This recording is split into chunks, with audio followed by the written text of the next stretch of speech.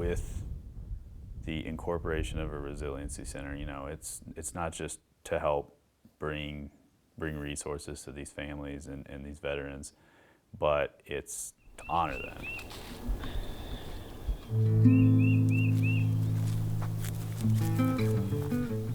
On a bluff overlooking the Missouri River is a window to the world for returning service members. We were taking heavy fire RPGs. Soldiers and airmen experiencing a view. Oh, it's a beautiful view.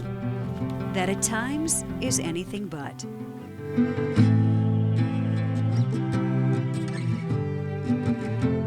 mean, there was no moon that night. We didn't have any lights. We couldn't see each other. And the darker it is, the worse your night vision works. Ben Grissamore is now a loan officer at Veterans United Home Loans. But 3 years ago, he was clearing IEDs with the Missouri Army National Guard in Afghanistan. We had found more IEDs than any other unit that had ever patrolled the roads in Afghanistan, and we just thought that there's no way that one of us is, you know, one of us could get killed. And so that was,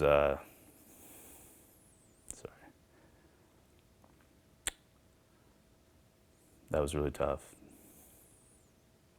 Second Lieutenant Grissamore served with Sergeant Dennis Kisseloff, a father of two from St. Charles, Missouri. I remember our platoon sergeant coming over the radio and asking, "What's the status of Husky 6 Delta?" We just heard one of the other sergeants come on and say, "Husky 6 Delta is dead." At first, I just, you know, tried to suck it up. You know, it's fine. I'm tough. I've been through, you know, hard things before. Scared out of my mind. Why is my mind doing this? You know, why am I having these nightmares all the time? The Missouri National Guard is hoping to fight these invisible wounds of war for service members and their families. That actually the National Guard, besides taking care of National Guard airmen and soldiers, we also have the responsibility to take care of soldiers, sailors, Marines, Coast Guard, all services. On this very bluff in Jefferson City, Missouri, will be a 3,800 square foot structure called the Resiliency Center. When complete, the center will include a non-denominational chapel, a place for mental health counseling, celebrations, and funerals. We do not have a place to honor those that have fallen from our ranks. To honor our fallen in the Missouri Guard, we would have to do that on a gymnasium floor. The stories of funerals for the fallen taking place in high school gymnasiums moved Grissamore and other employees of Veterans United Home Loans. More than 90% of employees donate 1% of their paychecks to enhance the lives of veterans and military families through their foundation.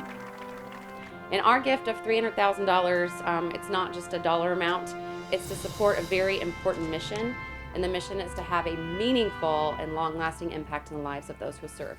You know, when someone gets killed on a deployment, they obviously have a funeral back home, but the soldiers that were with them are never there. So something like this, you could bring an entire unit into, and you could have a ceremony and have the family there. This bracelet is it's a KIA bracelet that every person in our unit wears one. I've never taken it off.